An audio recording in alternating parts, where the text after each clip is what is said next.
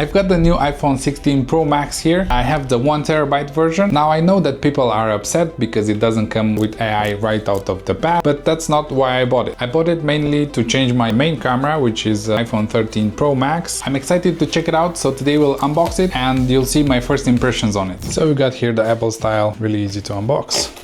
Let's take this out of the first box. There's not too much to see here, but I will do the unboxing anyway. And there we go. This is the new iPhone 16 Pro Max. We've got the new button here, new touch capacitive. I don't think it's on right now, but the button still feels like a button. So it's not only capacitive. In Europe it still has a SIM, which is really good. And it does feel really nice and smooth. Let's see what else we got in the box. So we've got a new braided cable, which I like because this will be more durable. We also have this for the SIM tray. And this is the first year where we don't get the Apple stickers anymore. Now it's just the manuals and that's it. So they are taking more and more stuff out of the box. So that's what you get with your new iPhone, like a piece of paper saying iPhone.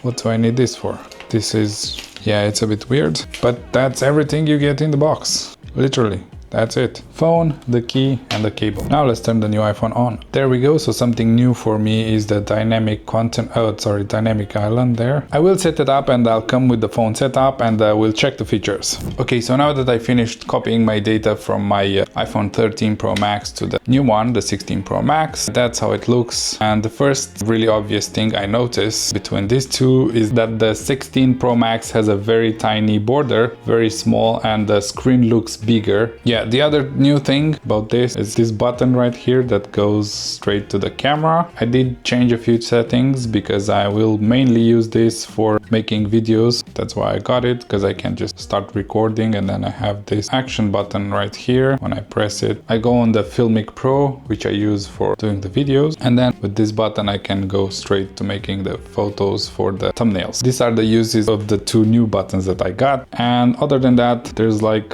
some new features on the cameras that are new on this new 16 Pro Max, but other than that there's not like too many features that it has that are different from the 15 Pro Max. So if you have a 15 Pro Max, you definitely shouldn't upgrade to this because you'll also get the Apple Intelligence on that one. I did upgrade to the latest beta. So here you can see I have 18.1 and this is the beta. For some reason it takes like a long time to check for updates. There's beta 2 already. I will update to the beta 2 and then I will also make a video with the new Apple Intelligence, so you'll see what you can do with the new Apple Intelligence. But before we do that, I also noticed that it has like this rounded corners, which makes it feel and look a bit thinner, and because of the titanium it does feel lighter as well. And I also like this black titanium, I think it's called, and this titanium is like black coated right here, and compared to the iPhone 13 Pro Max, this is not such a big issue with the fingerprints, and it also feels like you can hold it really well in your hand,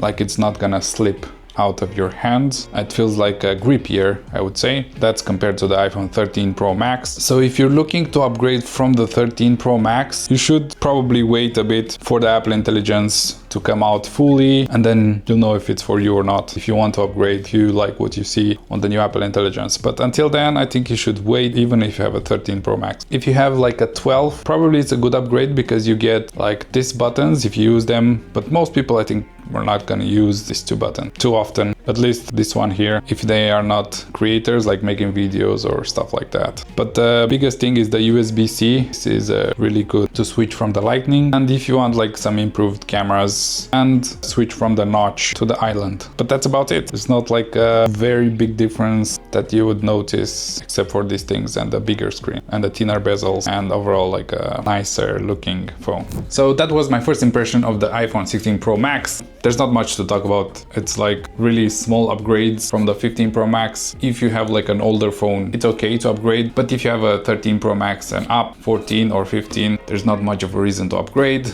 The Apple Intelligence is not yet here. It's in beta right now. I will make a video about that very soon. So stay tuned and subscribe for that. Don't buy the iPhone 16 Pro Max yet if you're looking for the Apple Intelligence. Wait a bit and see how it looks, how it feels, how it will be on the new iPhone 16 Pro Max and the 15 Pro Max. And maybe you can upgrade to the 15 Pro or Pro Max, which will have Apple Intelligence as well. And you can get it cheaper, like secondhand. So if you want to see some of the features from the Apple Intelligence and try them by yourself, if you have iPhone 15 Pro or Pro Max or 16 Pro or Pro Max, you can check this video right here. You'll see some of the features that they released in the new beta.